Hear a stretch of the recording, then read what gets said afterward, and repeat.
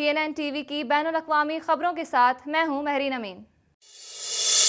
Saudi वली अहद मोहम्मद बिन सलमान से Canada के वज़ीर आज़म जस्टिन ट्रूडो ने टेलीफोनिक राब्ता किया है। इस हवाले से मज़ीद जानते हैं।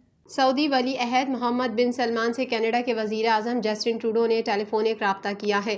मीडिया रिपोर्ट के मुताबिक टेलीफोनिक राब्ते में दोनों रहनुमाओं ने दो तरफा ताल्लुकात के फ़रोग़ और बाहमी दिलचस्पी के उमूर पर तबादला ख्याल किया। कैनेडियन वज़ीर आज़म और सऊदी वली अहद ने इजराइल, मगरबी किनारे और गज़ा की सूरत हाल बशमूल इंसानी बहरान और सदर बाइडन की तरफ से बयान करदा जंगबंदी के मंसूबे पर तबादला ख्याल किया। वज़ीर आज़म और वली अहद ने इलाक़ाई इस्तेहकाम और इजराइलियों और फ़लस्तीनियों के लिए देर पामन की तरफ जाने वाले रास्ते पर भी तबादला ख्याल किया। वज़ीर आज़म ने यूक्रेन में अमन को आगे बढ़ाने के लिए बैनुल-अक़वामी कोशिशों में सऊदी अरब की शमूलियत का खैर मकदम किया। रहनुमाओं ने कनाडा और सऊदी अरब के दरमियान ताल्लुकात को मजबूत बनाने के लिए मिलकर काम जारी रखने पर इत्तेफाक किया। मीडिया रिपोर्ट में कहा गया है कि दोनों रहनुमाओं ने बातचीत के दौरान दोनों ममालिक के दरमियान ताल्लुकात को पायदार बनाने और आगे बढ़ाने के तरीक़े कार का जायज़ा लिया। अरब मीडिया के मुताबिक इस मौके पर कई इलाक़ाई और बैनुल-अक़वामी मसाइल और उनके असरात समेत आलमी अमन के हवाले से भी तबादला ख्याल किया गया।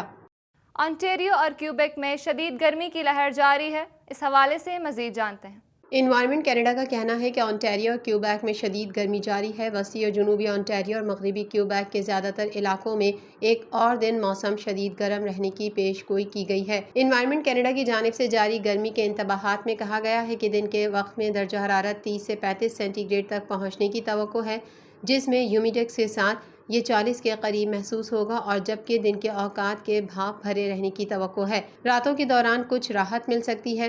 गर्मी का एक तवील वाक़या जुमे या हफ्ते तक जारी रहता है। इस दौरान ख़तरनाक हद तक गर्म और मरतूब हालात मुतवक्के हैं। एजेंसी का कहना है कि कम दर्जा हरारत 18 से 23 सेंटीग्रेड के दरमियान मुख्तलिफ हो सकता है।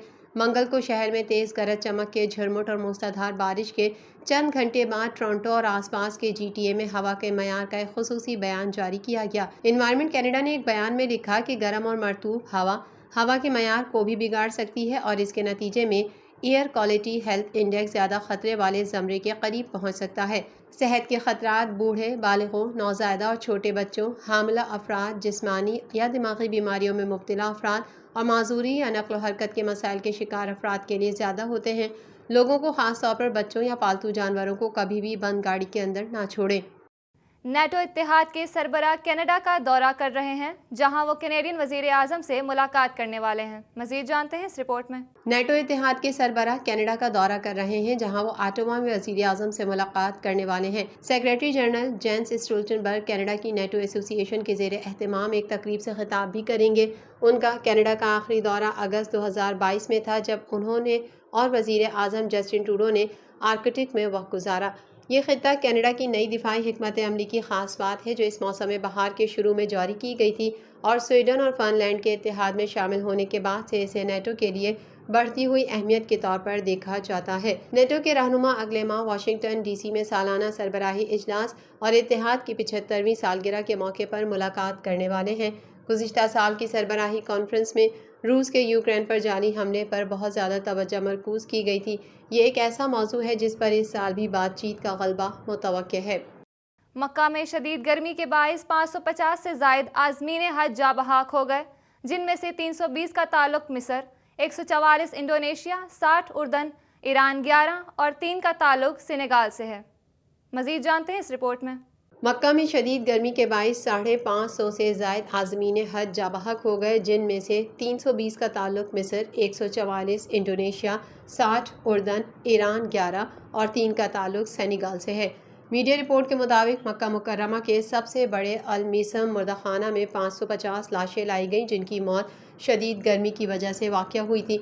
सऊदी हुक्काम का कहना है कि मुख्तलिफ अस्पतालों में शदीद गर्मी के बाइस बीमार होने वाले 2000 हाजी ज़ेरे इलाज हैं। जाबहक होने वाले हाजियों की तादाद में इजाफे का खदशा जाहिर किया जा रहा है। जाबहक होने वाले हाजियों की तादाद में इजाफा हुआ और मजमूई तादाद अब बढ़कर 577 हो गई। याद रहे कि गुज़िश्ता बरस हज के दौरान गर्म मौसम के बाइस 240 हाजियों के जाबहक होने की तस्दीक की गई थी, जिनमें से ज़्यादातर इंडोनेशिया के शहरी थे।